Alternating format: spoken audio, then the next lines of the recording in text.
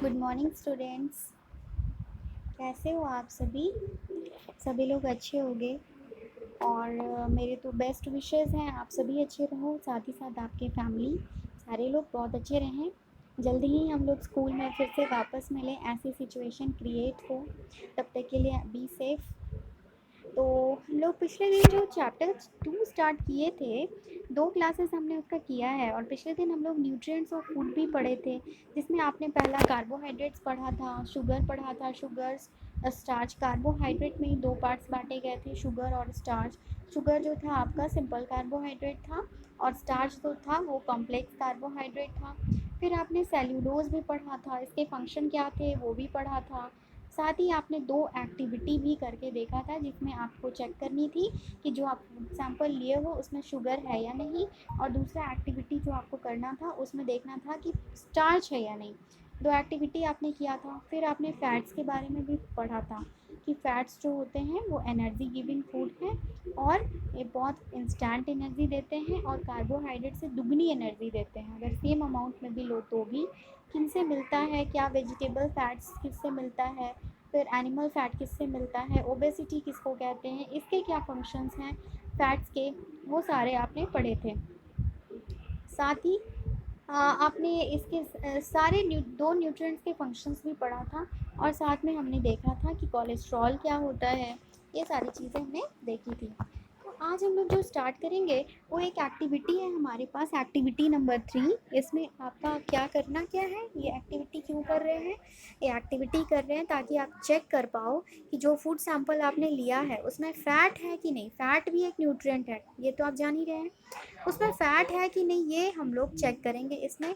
और इसके लिए जो आपको मटेरियल्स चाहिए वो चाहिए कोई भी फूड सैंपल। फूड सैंपल में समझते हो ना, जिस भी चीज़ में आपको चेक करना है कि फ़ैट है या नहीं, वो खाने का कोई भी चीज़ हो, उसको आपको ले लेना है। एक क्लीन वाइट पेपर यानी कि सफ़ेद कलर का बिल्कुल साफ़ कागज़ ले लेना है और कोई भी मीडियम लाइट का आप ले सकते हैं, कोई भी ऐसा चीज़ जिससे आपको रोशनी लगे।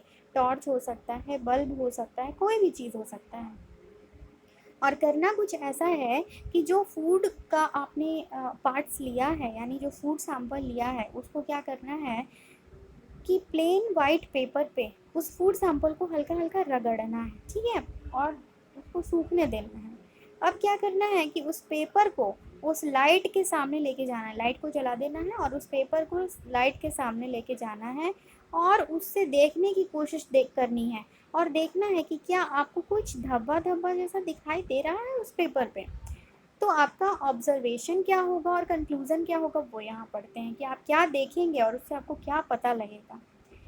वाइट पेपर पे अगर आपको स्पॉट दिखाई देता है, वो फूड पीस जब आप उस पर रगड़े तो पता चलेगा कि वो चीज़ जो था वो बहुत ऑयली था, वो फूड पार्टिकल्स जो आपने लिया वो बहुत तेलनुमा था और उससे आपको लाइट जो है दिखाई दे रहा है। इसका मतलब होगा कि जो फैट है वो आपके उस फूड में प्रेजेंट है।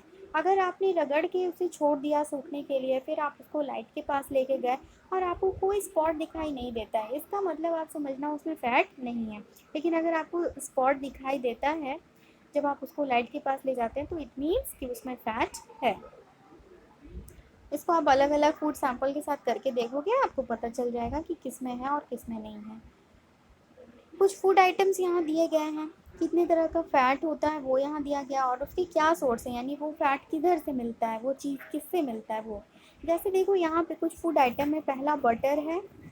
बटर क्या है, सैचुरेटेड फैट है, घुला हुआ फैट है, ऐसा फैट जो कि घुला हुआ होता है, ठीक है। उसमें जनरली जो जमे हुए चीज़ होते हैं उसमें जनरली क्या होता है, सैचुरेटेड फैट होता है।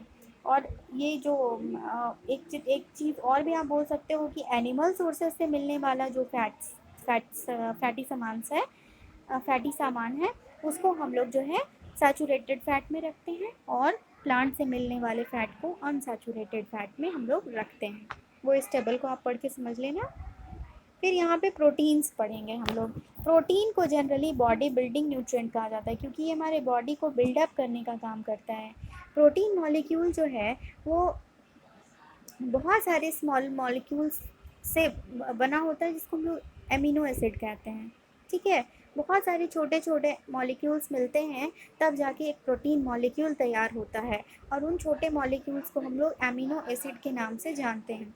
जब आपका खाना पच रहा होता है, पाचन क्रिया के दौरान जो प्रोटीन आपके फूड में प्रेजेंट होता है वो एमिनो एसिड में बदल दिया जाता है, और वो हमारा इंटेस्टाइन जो है उसको क्या कर लेता है, अब्जॉर्ब करके रख लेता है, सोख लेता है, यानी अपने अंदर उसको वो रख लेता है, स्टोर करके रख लेता है। और ये प्रोटीन हम लोग को मिलता किससे किससे है, सबसे पहला इम्पॉर्टेंट होता है दाल से मिलता है, सीरियल्स यानी जो अनाज वाले दाने आप खाते हो वो मिल गया, जैसे गेहूँ हो गया, चावल हो गए, ये सब। मूंगफली में होता है, बीन्स, राजमा हो गया, ये सारा हो गया। ड्राई फ्रूट्स जो है इन सभी से प्रोटीन, प्लांट प्रोटीन्स के ये सब पार्ट्स हैं, सोर्सेज हैं। सोयाबीन सबसे ज़्यादा प्रोटीन का मात्रा अपने अंदर रखता है। जो वेजिटेरियंस लोग हैं, यानी जो कि नॉन वेज नहीं खाते हैं, जो मांस मछली नहीं खाते, जो वेजिटेरियन है, उनके लिए सबसे ज़्यादा अच्छा अगर सोर्स है प्रोटीन का कोई, तो वो सोयाबीन है। मिल्क, फिश, मीट, एग, चीज़, ये सब मेन सोर्स है एनिमल प्रोटीन का। एनिमल प्रोटीन यानी कि वैसा प्रोटीन का फूड, वैसा फूड जिसमें प्रोटीन होती है बट वो हमें एनिमल से मिलती है, ठीक है, उसको एनिमल प्रोटीन कहते हैं।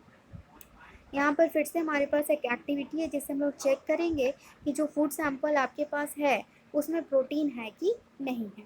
यहाँ पे देखो, हमारा एम यही होगा, फूड सैंपल जो दिया गया उसमें चेक करना कि वो प्रोटीन है कि नहीं है, ठीक है। सबसे पहला मटेरियल्स आपको लेना है, जो फूड सैंपल आप ले रहे हैं वो मोटर पेसल लेना है, पानी लेना है, एक टेस्ट ट्यूब लेना है, एक ड्रॉपर लेना है जिससे आप बूंद बूंद करके कोई चीज़ गिराओ, कॉपर सल्फेट सॉल्यूशन लेना है, और सोडियम हाइड्रोक्साइड सॉल्यूशन। ये सब आपके साइंस लैब में प्रेजेंट होता है, केमिकल है ये सारा, ठीक है। जब हम लोग मिलते हैं स्कूल में तो इसका हम देखते हैं, सोचते हैं कैसे करवाना है, इसको हम करवा के दिखाएंगे।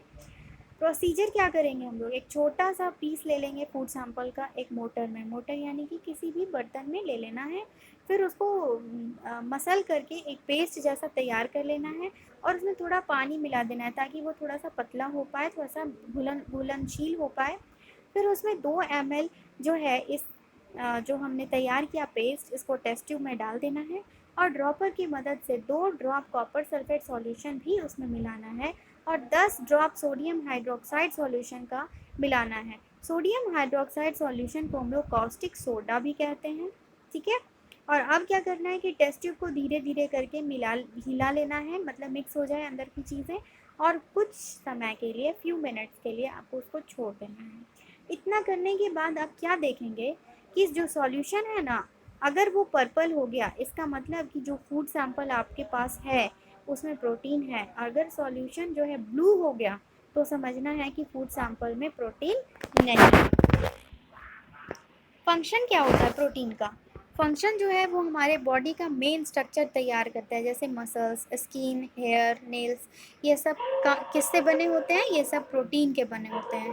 प्रोटीन का एक और इम्पॉर्टेंट रोल है इम्यून सिस्टम को फॉर्म करने में। इम्यून सिस्टम में समझते हो, इम्यून सिस्टम एक ऐसा सिस्टम है जो कि हमें बीमारी से लड़ने में बचाता है।